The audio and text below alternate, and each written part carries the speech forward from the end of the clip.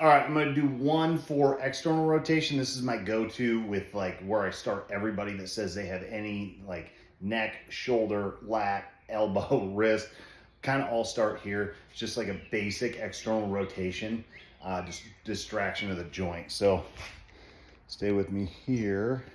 And all right, so you're gonna get one of these bands. Most of the gyms have these. I don't know if you've seen them around. They're really pretty affordable too. If you need to buy them, you can get them pretty quick online.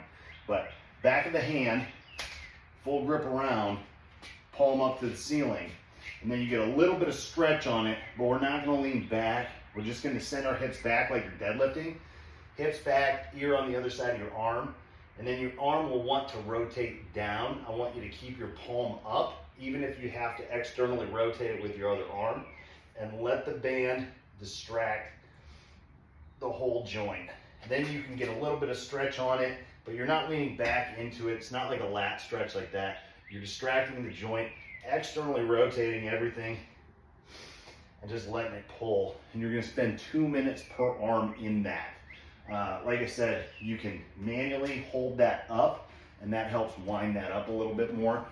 You can also do it on a barbell if you don't have a band. Let me show you that. So it's the same exact thing. You're just gonna go back of the hand like that, right? Reach over and hold, and then you're gonna drop your head right through the hole and just let that distract. That'll distract out this whole shoulder joint too. And then you can hunt around and find your corners a little bit. This is almost a little bit more aggressive. The band does a really good job at like distracting out the joint and pulling everything down the chain. So that's external rotation. There we go. And we're gonna go back of the hand in again, right? Full grip around, and then we're gonna rotate, open your chest, and then roll it underneath, right? It's called the bully stretch. It's like the playground bullies, right? So here, and then in terms so you can see a little bit more. So you're gonna kind of like wrist lock yourself and kind of just open up into it. And you can kind of like move this around and find your corners. You can tie your neck into it as well. This is really good for me. My neck's a mess. So just kind of hang out here and let it stretch, let it distract. This one you can move around in a little bit more, find your corners, find your stuff like that. And just kind of, once you find a nasty spot, like for me, it's like right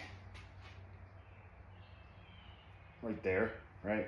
And then I'm gonna right there, and then tie my neck in, breathe into it. And you can do these before or after. If you're gonna do them before, I would do them a little shorter. If you're gonna do them after, 2 minutes per side. 2 minutes is like the minimum dose. All right, so I would do those two. If you're gonna do those two first, do them shorter, like as a prep. I would do like 30 seconds to a minute at a time to prep, and then do that 2 or 3 times. So you're getting like 1.5 to 2 minutes per side through like 2 or 3 sets. And then this one is really aggressive, but it is really good for internal rotation, which sounds like what the issue is. So you're gonna go bands here, across or around, dive through, and then you're gonna take both your hands, put them behind your back. So here, right? And then we're gonna go, let the elbows come forward, let the shoulders round. That's gonna stretch like crazy, and then you pull out.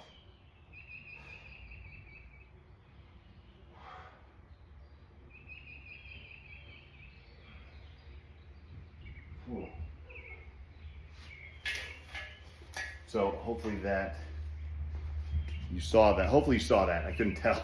But so you're working from internal rotation, pulling out, and then let it come back. So it's working thoracic spine extension and flexion as well as internal and external rotation. That's really aggressive. So be cautious with that. Be easy with that one. I don't think you can hurt anything doing that, but it is kind of, you'll feel it. All right, last one is if you have something about the size of a softball. A baseball or a lacrosse ball will work too, but you might need a little bit of standoff just because you'll be laying flat on the floor. So you take this thing, right, and you want to find that pec, that area that's kind of junky. Again, for me, it's like right there. So like I've been having issues with this pec for a while, and this helps a ton. So we're gonna take this, put it there, lay on it, and then we're gonna like just work up and down, but we're gonna be on the floor. That's what I'm showing you here. So you're gonna move around and find gristly spots and then just extend through it.